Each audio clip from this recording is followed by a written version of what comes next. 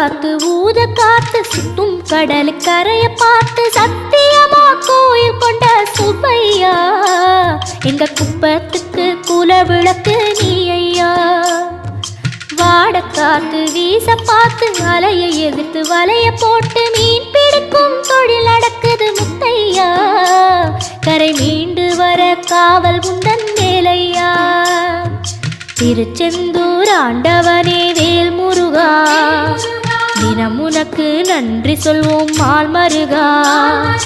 திருவடியில் தவம் இருப்போம் திருமுருகா தீர்ப்பெழுது நலமெனவே வடிவழகா.